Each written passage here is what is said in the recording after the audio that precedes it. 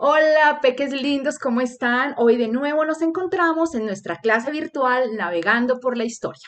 Y hoy vamos a hablar acerca de la religión en el antiguo Egipto. ¿Listo? Nuestro título se llama Hay que estar siempre del lado de los dioses. Y vamos a ver por qué. Bueno, no, pero antes de iniciar, una recomendación. Para los chiquis de 501, por favor, pueden consignar esta información en su cuaderno de religión y los peques de 502 lo pueden hacer en su cuaderno de sociales, pero especificando, ¿vale? O en su cuaderno de religión. Otra cosa, recuerden sus apuntes, amores, utilicen colores, hagan dibujos, utilicen o manejen su cuaderno horizontal, vertical, realicen las líneas del tiempo, subrayen, háganlo bien organizado y bien lindo para cuando tengan que utilizar la información, pues la encuentren de manera oportuna y eficiente, ¿vale? Esos son sus apuntes en su cuaderno. Muy bien, continuamos. Perdón, chiquis, acá un minuto y me organizo. Muy bien, línea del tiempo de la edad antigua. Pero antes vamos a recordar. Entonces, miren aquí, esta línea roja representa la Edad Media. ¿Recuerdan la Edad Media? Visigodos, la conquista de territorio de península ibérica por parte de los musulmanes y finaliza con la entrega de las llaves y la derrota de los musulmanes ante los cristianos, reyes católicos, y el descubrimiento de América 1492. Ahí se da por terminada esta Edad Media, ¿vale? E inicia la Edad Moderna, que es en donde estamos ubicados en sociales. Pero no, ahorita nos vamos a devolver en el tiempo y vamos a pegar un salto hasta la Edad Antigua. Es esta franja verde que nosotros podemos ver aquí. Nosotros teníamos como referente que en la Edad Antigua estaba, bueno, fue el nacimiento del líder espiritual de la religión cristiana, Jesús, ¿vale? Pues bien, ¿por qué vamos a hablar de la antigüedad? Porque en esta línea, en esta franja, pues es donde surge, donde nace la civilización antigua de Egipto, ¿no? Esta civilización se desarrolló durante más de, escuchen, 3.500 años. 3.500 años es muchísimo tiempo. Se inició alrededor del año 3150 antes de Cristo. Imagínense, 3.000 años antes de que naciera Jesús. Y convencionalmente se da por terminada en el año, aquí podemos ubicarlo más o menos aquí, en el año 31 antes de Cristo, cuando el Imperio Romano conquista y absorbe a Egipto y este desaparece como estado. Aquí muestro una línea del tiempo del antiguo Egipto, pero no tengan en cuenta, por favor, absolutamente nada de esos escritos. Era solamente como para mostrarles los años, ¿vale? Que iba del 3000 hasta aquí, hasta el 30-31 antes de Cristo. ¿Listo? Miren, aquí está primero antes de Cristo y después de Cristo, ¿vale? La época antigua. Muy bien. Ahora, la ubicación. ¿Dónde se desarrolla esta cultura egipcia? Entonces, pues bien, en el continente africano, ¿listo? Nos ubicamos acá y está situado en Egipto. Miren Egipto. Este se encuentra en el extremo noreste de África. ¿Listo? Y es atravesado, hay algo hay que tener en cuenta esto, y es que es atravesado de sur a norte por el río Nilo. El río Nilo es muy importante para la civilización egipcia, ya lo vamos a ver, y este río desemboca en el mar Mediterráneo. Miren aquí, ubiquémonos, mar Mediterráneo, aquí está España, listo, península ibérica, Portugal y España. Recordemos que aquí, miren, el Medio Oriente con Arabia, la Meca, donde nace el líder espiritual Mahoma, Jerusalén, que hablábamos de la Tierra Santa en el tema de los templarios, y Egipto, antigua civilización egipcia. Tenemos que recordar también que en Egipto más del 90% del territorio pues es desierto. Voy a mostrar esta imagen que nos aproxima un poquito más. miren aquí, se desarrolla la civilización de los egipcios. ¿Listo? Bueno, ahora vamos a contar una historia. Y en esta vamos a ser protagonistas nosotros. Entonces vamos a retroceder en el tiempo y nos vamos a ubicar en el Egipto de hace 1500 años antes de Cristo. Muy bien, entonces somos muy afortunados nosotros, porque en esa época, mientras otras naciones luchan por sobrevivir, pues Egipto es diferente. Bueno, al menos eso es lo que creen esas personas, ¿no?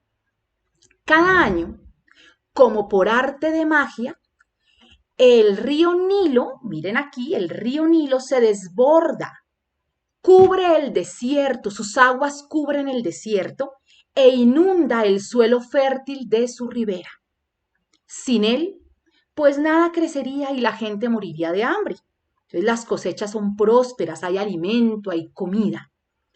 Los egipcios creen que los dioses los cuidan porque sus gobernantes, pasamos aquí, los faraones son dioses, ¿vale? Son dioses en la tierra que representan a los dioses, a los grandes dioses. Faraón, miren aquí, faraón es el título que se le da al rey en el antiguo Egipto. ¿Recuerdan cómo se llaman los gobernantes? ¿Cómo se le llamaban a los gobernantes de los musulmanes? Los califas, ¿se acuerdan? Muy bien, entonces, y los reyes, pues los reyes católicos. Muy bien. Pero ellos tenían una creencia, creencias religiosas. Y es que cuando un faraón muere, cuando él moría, debe ir a reunirse, miren, con el dios del sol Ra y viajar por el cielo en su barca. Entonces aquí está una ilustración del dios Ra y esto es un jeroglífico, bueno, una pintura que encontraron los arqueólogos donde está representado el dios Ra en su barca. Muy bien. Voy a hacer un paréntesis, ¿vale? Porque esto lo vamos a explicar en la próxima clase. Y es que los egipcios creían, ¿no?, que para asegurar la vida eterna de su faraón, el cuerpo de éste no se podía descomponer. Ustedes saben que cuando nosotros morimos, nos descomponemos, nos desintegramos, pero no, los faraones no se podían descomponer. Entonces, por eso nace la momificación, las momias que vamos a hablar en la próxima clase. ¿Listo? Y adicional a esto, cada faraón reúne a muchísima gente para la construcción de su tumba. ¿Ya saben las tumbas cuáles son? Exactamente. Son aquí las pirámides. Estas pirámides son las tumbas de los faraones. Y esto lo vamos a ver en la próxima clase también. ¿Y la función de esta cuál es? Pues conservar el cuerpo del faraón por toda la eternidad. Pero miles y miles de egipcios son forzados a trabajar en la construcción de ellas. Así que si nosotros estamos en si nosotros hubiéramos vivido en esa época, pues nos hubieran incluido a nosotros como trabajadores. Muy bien. Vamos a continuar, chiquis, perdónenme un minuto y yo me organizo aquí. Dios Raya. Muy bien, vamos a conocer a los dioses, a algunos de los miles de dioses que ellos creen, pero unos de los principales, ¿no? O unos de los más importantes fueron Isis, Osiris, Set y Ra, el dios anterior, el dios del sol. Muy bien. El dios Ra, pues era el rey. Ahora, Set es el mal. Ay, no sé si están viendo, amores, el cursor. Ya sé, a mí, perdónenme en un momento. Ay, no, se me embolató aquí el cursor. Ok, listo. Aquí el dios Set es el dios del mal. Pero la mayoría de los dioses son peligrosos, ¿no? Pero solamente si tú los ofendes. Eso creían ellos, ¿no? Y por eso es que deben ser adorados adecuadamente. Entonces vamos a comentar algo aquí. Los egipcios de la antigüedad creen que todo, todo lo que ocurre en el mundo está controlado por los dioses. Y por eso, pues es que no se pueden ofender. Y hay que llevarles ofrendas. Debemos llevarle los mejores productos a su templo. Cada pueblo tiene varios templos y estos son el hogar de un dios diferente. Cada faraón trata de superar, voy a mostrarles aquí ay, perdónenme, me adelanté, aquí. Les voy a mostrar un templo. Miren, este templo es el templo de Luxor ahí en Egipto, que es uno de los más grandes. Miren esta belleza. Y cada faraón trataba de superar a los anteriores construyendo templos más grandes para sus dioses. Por dentro de estos templos hay sacerdotes, ¿no? Que cuidan día y noche una imagen en la cual creen que el Dios vive. Por supuesto que no se permite que gente como tú o como yo, pues si hubiéramos vivido hace millones y millones de años en esa época, no van a permitir que nosotros entráramos aquí al templo. Pero sí tenemos que saber que cuando los cultivos se pierden, cuando hay grandes tormentas de arena, es porque y la gente cree que son los dioses los que están ofendidos. Ahora vamos a mirar una cosa. Nos vamos aquí. Cuando los dioses están molestos con el pueblo de los egipcios, por ejemplo, es cuando el Nilo no sube lo suficiente durante el tiempo de crecida y los cultivos no crecen y la vida de la gente, pues que creen que sin alimento, ¿qué pasa? Pues mueren, empiezan a morir de hambre. ¿Y es la culpa de quién? Dios, yo soy la culpable y los dioses me están castigando y por eso debo llevar ofrendas a los templos. También cuando llegaban los enjambres de langostas a los cultivos y a las cosechas, acabando con estas, arruinando las cosechas, pues a quién creen que ellos echaban la culpa. Dios, yo fui, Dios Isis, yo fui y tenían que llevar ofrendas a los dioses por haberlos castigado con las langostas. Al igual cuando uno iba navegando por el río Nilo, mientras uno pescaba aquí, pues de pronto un cocodrilo podía voltear la balsa y ¿qué creen que? Los familiares le echaban la culpa, seguramente él no llevó las ofrendas, no llevamos las ofrendas a los dioses y los dioses nos están castigando. O sea, todo lo que pasara, todos los fenómenos, el terremoto, todo lo que ocurriera, era culpa de los dioses porque nosotros no habíamos llevado las ofrendas necesarias. Me voy a devolver un momento aquí al templo y voy a comentar algo, ¿no? Si nosotros que no somos faraones, el pueblo, queríamos entrar en el templo, pues obviamente no podíamos entrar sino llegar hasta acá, hasta aquí. Solo podíamos llegar hasta el patio delantero a colocar nuestros regalos, nuestras ofrendas sobre las mesas, unas mesas que ellos colocaban alistadas en fila donde el pueblo podía colocar las diversas ofrendas. Muy bien. Nos devolvemos de nuevo. Vamos a conocer un poquito acerca de los dioses. Perdónenme un minuto, chiquitos.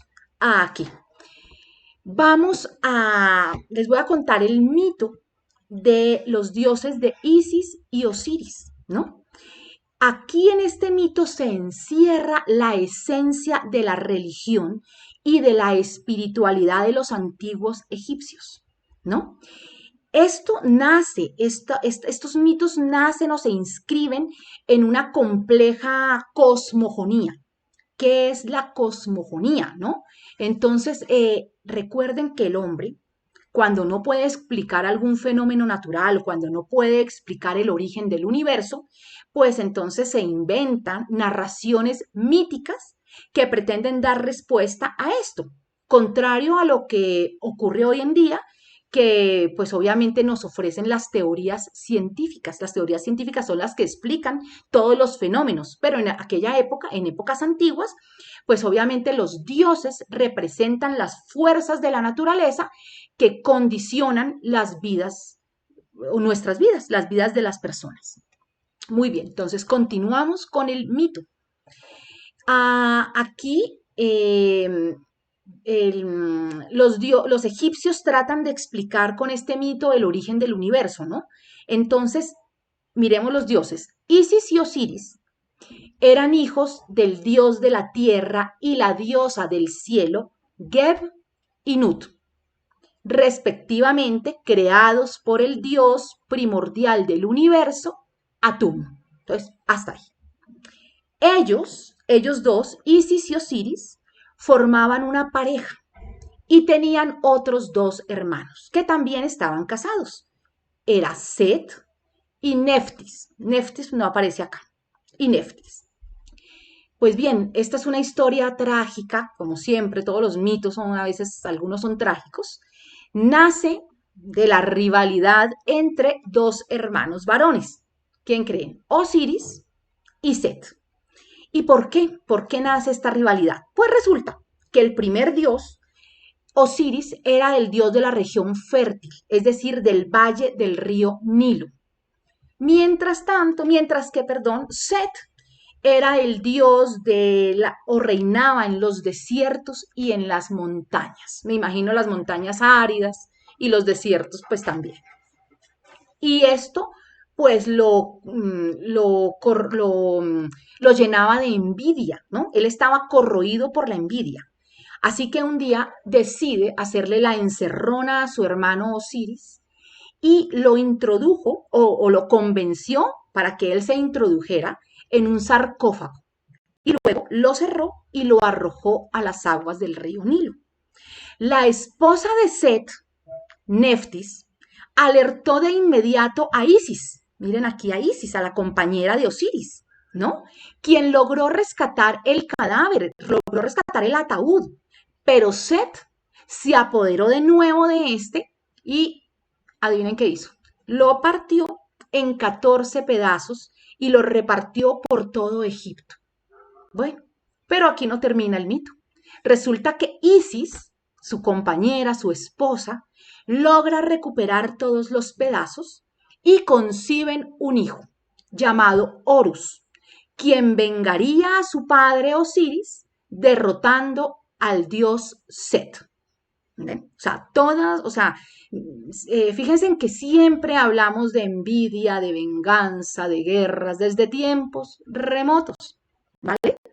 Y fíjense en que esto se parece mucho a un episodio, bueno, a un mito de nuestra religión cristiana con los hermanos Caín y Abel. ¿Recuerdan la envidia de los dos hermanos? Muy bien. Todas las clases sociales creían en este mito, ¿vale? Y para ellos, ¿qué representaba Osiris? Osiris representaba la promesa de la inmortalidad, como la vida eterna. ¿Listo? En todas las religiones normalmente está la vida eterna, la promesa de la vida eterna. Isis era la combinación de los valores, esposa de madre, y que es la figura en el cristianismo. Fíjense cómo se relaciona. Bueno, muy bien. Y voy a hacer unas gestas que han entrado de la religión egipcia y que están actualmente en esos medios alrededor del mundo. Es como que la resta de tal biográfica y esta aparece, no sé, el oro de Osiris, esta fue encontrada y antes de Cristo, esta está invaluable. Se encuentra esta estatua de bronce de Isis y de Osiris, que da aproximadamente de 674 a 525 antes de Cristo. Bueno, vamos a continuar ya para finalizar. Vamos a recordar que el tema de la próxima clase vamos a hablar de la momificación, que forma parte también de la religión, y de pirámides como tumbas dedicadas o en honor a sus faraones. Aquí va la pirámide de Fe, que nos dicen que es la segunda en tamaño, y está situada una pieza titánica de 1000 hombres. ¿Vale? Ahora, antes de terminar, chiquis, tenemos muchos viajes por planear. Tenemos que ir a España a conocer las construcciones, la arquitectura, la cultura que dejaron los moros, los musulmanes en tierras hispanas. Tenemos que ir a Jerusalén, a la Tierra Santa, donde convergen tres tipos de religiones monoteístas, donde convergen el cristianismo y el judaísmo. Y tenemos que ver si podemos ir a Arabia, a la Meca, conocer dónde nace también el líder espiritual Mahoma de los islámicos. Y